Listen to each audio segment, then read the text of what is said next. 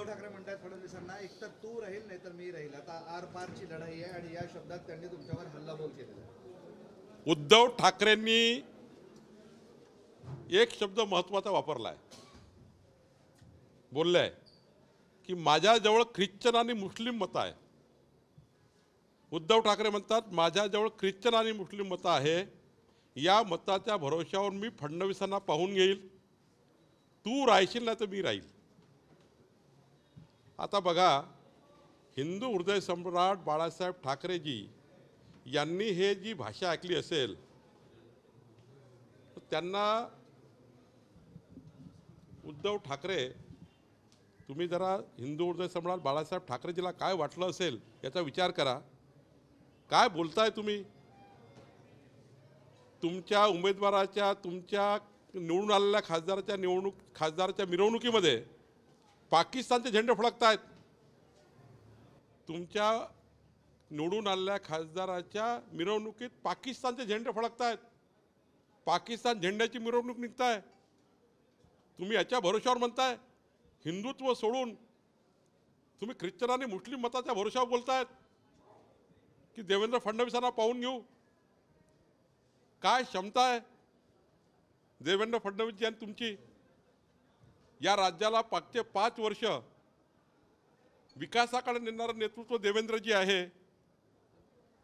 या राज्याला विजन देणारं नेतृत्व आहे. आणि तुम्ही त्या ठिकाणी ज्या पद्धतीने बोललात, महाराष्ट्राची जनता तुमची मानसिक दिवाळखोरी आता जनतेने समजली आहे. तुम्ही जातीपातीच्या राजकारणात उतरले आहे.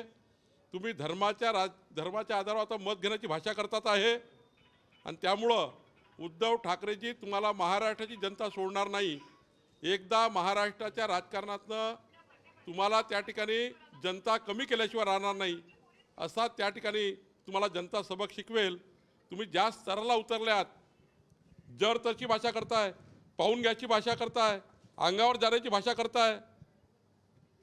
जनता तुम्हाला मताच्या रूपाने झोडपल्याशिवाय राहणार नाही, एवढंच या ठिकाणी मला सांगायचं आहे.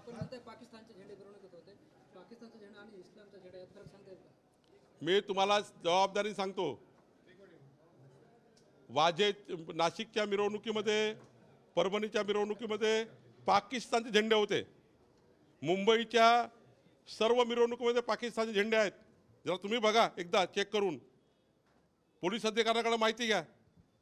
आणि आता तर त्यांनी काय म्हटलं, मी मुस्लिम मत आणि ख्रिश्चन मताच्या भरोश्यावर फडणवीसांना बघून घेईल, भाजपला बघून घेईल, त्यांच्या नेत्याला बघून घेईल, त्याच्या अंगावर जा.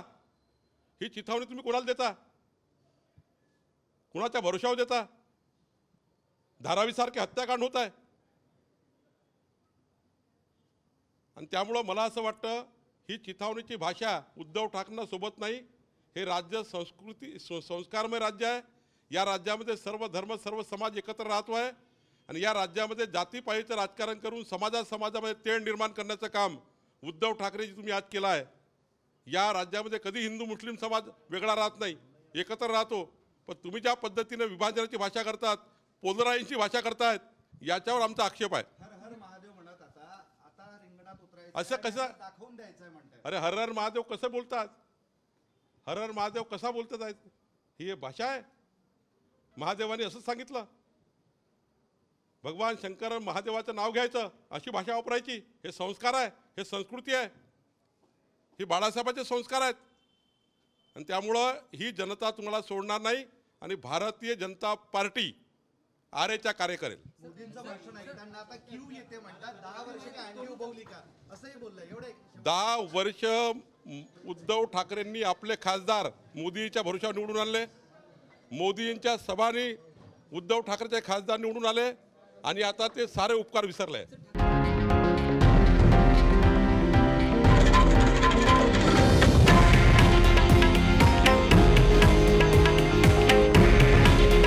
हे आहे देशातील नंबर 1 न्यूज नेटवर्क आणि आपण पाहत आहात TV9 मराठी.